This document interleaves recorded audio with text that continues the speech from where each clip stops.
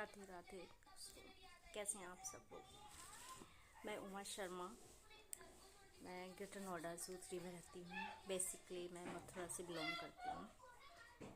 आज मेरा ये पहला वीडियो है इस चैनल का, और वीडियो का मकसद ऐसा कुछ ख़ास नहीं है, बट आपको बस कुछ बातें करनी थी। मैं थोड़ा बहुत रोज़ थोड़ी अपडेट दूंगी आपको ग्रेटर नोएडा ज़ू 3 के बारे में, जैसे प्रॉपर्टीज़ वगैरह के लिए। साथ ही आपसे कुछ वो बातें शेयर करूंगी जो हाउसवाइफ्स के मन में होती हैं, पर वो उससे निकल नहीं पाती, सोच नहीं पाती कि ऐसा क्यों है। मैं आपको एक कहानी सुनाना चाहूँगी। एक्चुअली क्या होता है कि जो हम हाउसवाइफ्स होती हैं ना, वो हम घर में रहते हैं तो हमारे पास इतना काम होता है, हम कभी भी अपने काम से सेटिस्फाई नहीं हो पाते हैं। रोज़ में ऐसा लगता है आज ये काम रह गया, आज वो रह गया। सबसे मेन होता है पूजा। जब तक आप पूजा करने आप बैठते हैं, बहुत ही एकाग्र होकर नहीं करते हैं, तो आपको पूरे दिन बेचैनी रहती है कि ऐसा लगता कुछ छूट गया, कुछ रह गया जो नहीं किया। और असमंजस की बात तो ये होती है कि हमें अपने परिवार को भी देखना है, बच्चे देखने हैं, हस्बैंड देखेंगे, खाना उनके लिए बनाना है, सारे कार्य करने हैं। प्रभु में कैसे ध्यान लगाएं? या सिर्फ दिया जलाना, धूप बत्ती जलाना, दो का नाम लेना यही काफ़ी है? नहीं। जब तक मन को शांति ना मिले, जब तक आप अपने आप से सेटिस्फाई ना रहो कि हाँ, क्योंकि पूजा क्या होता है, अपने आप को स्वच्छ रखना। स्वच्छ मतलब अंदर से।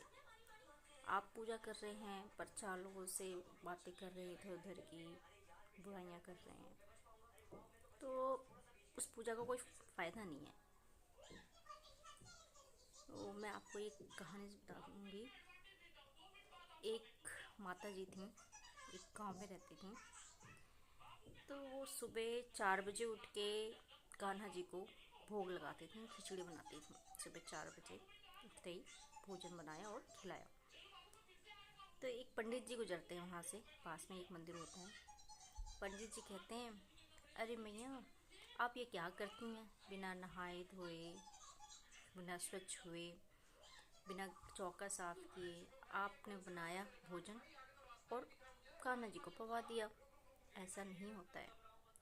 नहा धो के, स्वच्छ होके, कार्य स्वच्छता के साथ करके तब प्रभु को भोजन पाते हैं। ऐसे भोग नहीं लगता। तो माता बोली, अच्छा पंडित हैं, तो मुझे पता नहीं था, पंडित जी बोल रहे हैं तो सही बोल रहे हैं। अब वो क्या करती थी, सुबह उठी, पहले झाड़ू पोछा, रसोईया साफ किया, फिर खिचड़ी बनाया, फिर खिलाया।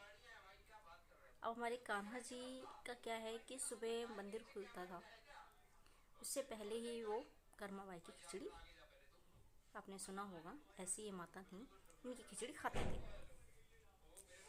तो अब माता जी को बता दिया गया कि पहले शुद्ध हो जाओ, उसके बाद करो। अब होता था लेट। वो प्रभु जी जाते थे, इंतज़ार करते थे, मैया जल्दी करो, जल्दी करो, जल्दी करो। मैया हाँ लाला बैठ, अभी करती हूँ, अभी करती हूँ। अब उनको होता था अब जाके मंदिर में भी खड़ा होना है। ये मंदिर खुल गया और मैं नहीं मिला तो हंगामा हो जाएगा, कहाँ गए। तो परेशान हो गए कि कहाँ मैं सुबह आराम से खाता था, फिर मंदिर में दर्शन देता था, अभी क्या ही कर दिया पंडित ने। तो पंडित जी को उन्होंने रात में सपनों में दर्शन दिया। सपने में दर्शन दिया, बोला कि तुमने ये क्या किया? मैं मैया के घर खा के आता था, तुमने सब चौपट कर दिया। अब मुझे भागना पड़ता है, गरम गरम खिचड़ी खानी पड़ती है, जल्दी जल्दी खानी पड़ती है, कभी वो भी नहीं मिल पाती है, तो जाके समझाओ मैया को। पंडित जी सपने से जगे तो कहें तो गलत हुआ। तो पहले जब उन्होंने बात करी थी मैया से, तो उन्हें लगता था वो अपने भाव में खिलाती हैं, पर उन्होंने देखा सपने से उठ के जब पर्दा खोला तो भगवान जी के मुंह पे खिचड़ी लगी थी। कह रहे तब इन्हें यकीन हुआ कि ये सपना सच में ही प्रभु ने दिया है और ये सच में ही मैया की खिचड़ी खा के आते हैं।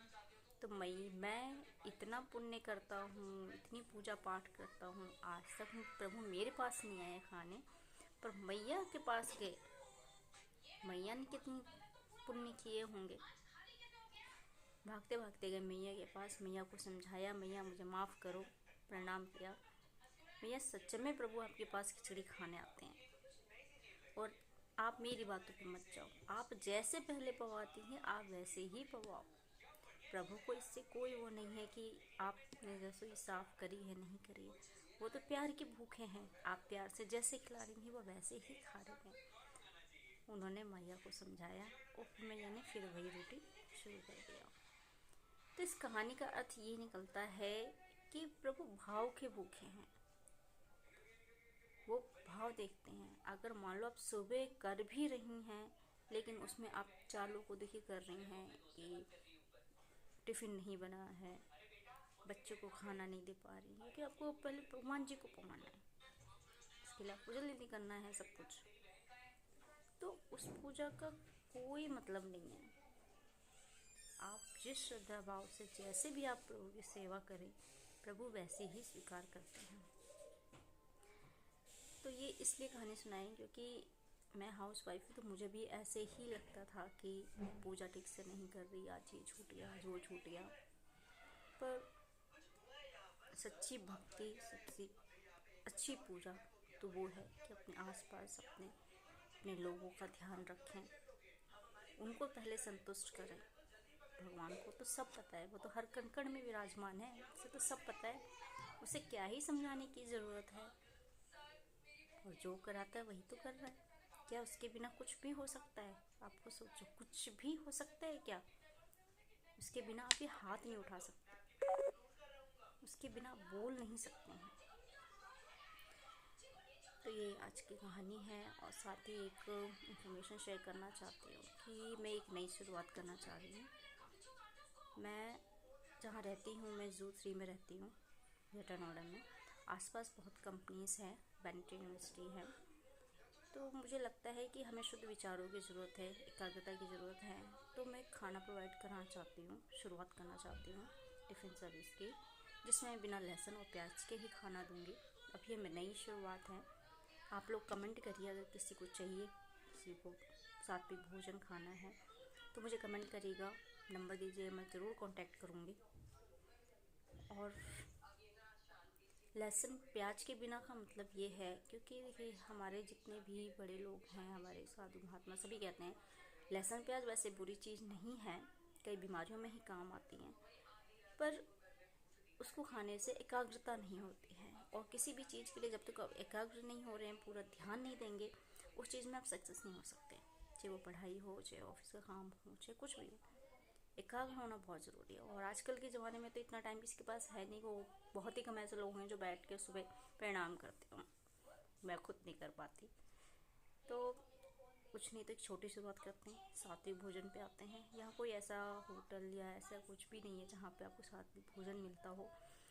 शुद्ध भोजन, शुद्ध विचार, ये एक नई सोच मैं लाना चाह रही हूँ।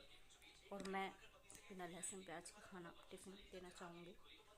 तो जितने लोगों के पास मेरी वीडियो पहुँचे, कृपया उसे शेयर करें, आगे बढ़ाएं, सब्सक्राइब करें, ताकि मेरे पास और भी इन्फॉर्मेशन मैं आपको देती रहूँ। और ऐसी प्रभु की कथाएं जो आपको मोटिवेट करे आगे बढ़ने के लिए सुनाऊँगी, शेयर करूँगी, क्योंकि मोटिवेशन की ज़रूरत मुझे भी है, आई होप सबको है।